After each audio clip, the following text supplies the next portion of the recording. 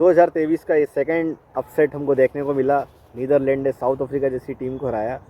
और देखिए, ये हम बात करते हैं साउथ अफ्रीका के बारे में कि वो चोकस टीम है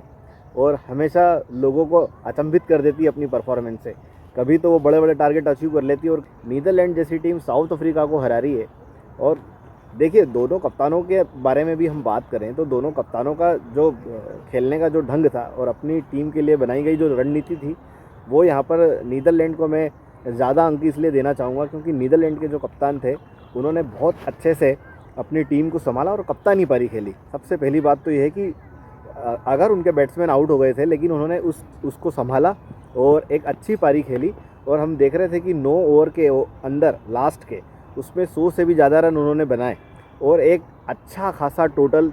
क्योंकि मैच जो है 43 ओवर का हो चुका था और उसमें 243-44 रन लगा करके सामने साउथ अफ्रीका जैसी टीम को देना, क्योंकि साउथ अफ्रीका की बॉलिंग जिसमें रबाडा जैसा बॉलर हो, मैं नहीं समझता हूँ कि नीदरलैंड के लिए पॉसिबल था। और नीदरलैंड ने एक अच्छा टोटल लगा करके दिया और साथ में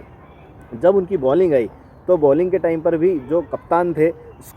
स्कॉट ने बहुत अच्छे से अपने बॉलर का यूज़ किया और उनके बैट्समैन को खुल के खेलने का मौका नहीं दिया। वहीं हम बात करें साउथ अफ्रीका के जो कप्तान थे बवुमा, वो शुरुआत में तो थोड़ा अच्छा लग रहे थे कि ये एक अच्छी बड़ी पारी खेलेंगे, लेकिन क्या तारीफ़ करनी होगी नीदरलैंड के बॉलर्स की कि जिस तरीके से उन्होंने बॉलिंग की और बवुमा को बांध के रखा। उन्होंने बिल्कुल भी खुल के शॉट खेलने का मौका नहीं दिया और सभी टीमों के लिए सभी बैट्समैन के लिए बिल्कुल भी खुल के खेलने का मौका नहीं दिया और एक 38 रन से ये मैच को जीता। आप देखेंगे कि बवुमा का जो खेलने का जो स्टाइल था, देखिए कप्तान क्या होता है,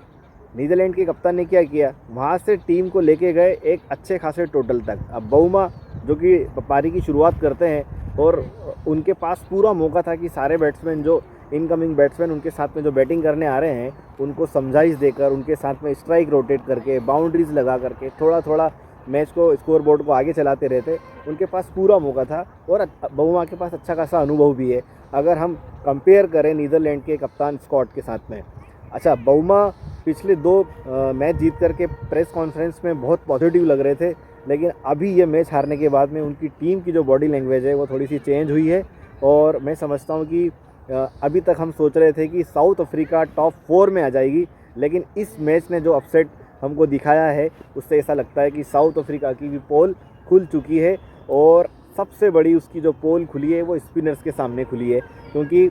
उन्हीं की टीम से, उन्हीं के देश से खेलने वाले जो खिलाड़ी थे वॉन्डर मर्व, उन्होंने भी अच्छी बॉलिंग की है, लेफ्ट आर्म स्पिनर है और बवुमा को क्या शानदार बोल्ड मारा है। बवुमा के पास कोई जवाब ही नहीं था, ना पैर चले ना हाथ चले, केवल बॉल को देखते ही रह गए और बॉल बैट और पैड के बीच में से उनके स्टंप पर चली गई और बोल्ड आउट हो गए। तो बवुमा को सोचना होगा कि इस तरीके की सिचुएशन जैसे जहाँ पर कभी बारिश हो गई है, आपको ओवर्स कम कर दिए गए हों और लक्ष्य आपको ज़्यादा दे दिया गया हो और सेकेंड टाइम अगर आप जब बैटिंग कर रहे हैं, जैसे कि अभी इंडिया में ये जो मैच हो रहे हैं, ओस का इतना ज़्यादा ड्यू फैक्टर है वहाँ पर, तो सेकंड बैटिंग करने वाले के लिए तो आसान हो जाता है। लेकिन इस मैच में हमको ऐसा कुछ देखने को नहीं मिला और हम देख रहे थे कि स्पिनर्स का बॉल लगातार अच्छी जगह पे पड़ रहा है और टर्न भी हो रहा था और मीडियम पेसर को भी इतना ज़्यादा हेल्प तो नहीं किया, लेकिन कम से कम उसमें इतना था कि विकेट निकाले। और उनके जो कोच थे कुक नीदरलैंड के, वो बीच बीच में उनको कुछ शॉर्ट्स नोट्स भेज रहे थे और उसको फॉलो करने के लिए कह रहे थे। और जिस तरीके से उनके कोच की जो रणनीति थी, उस रणनीति के अनुसार ही उन लोगों ने गेम को खेला। और आप देखेंगे कि जब जब वो नोट्स उनके पास में आ रहे थे तब तक उनके विकेट गिर रहे थे। और मैं समझता हूँ कि उनके जो कोच थे कुक, उन्होंने बहुत अच्छा काम किया है और उसको एग्जीक्यूट किया है उनके कप्तान ने और बाकी सारे प्लेयर्स ने। तो हेड्स ऑफ नीदरलैंड। और भी शायद अपसेट हमको देखने को मिल सकते हैं अगर नीदरलैंड इस तरीके का परफॉर्मेंस करती रही तो।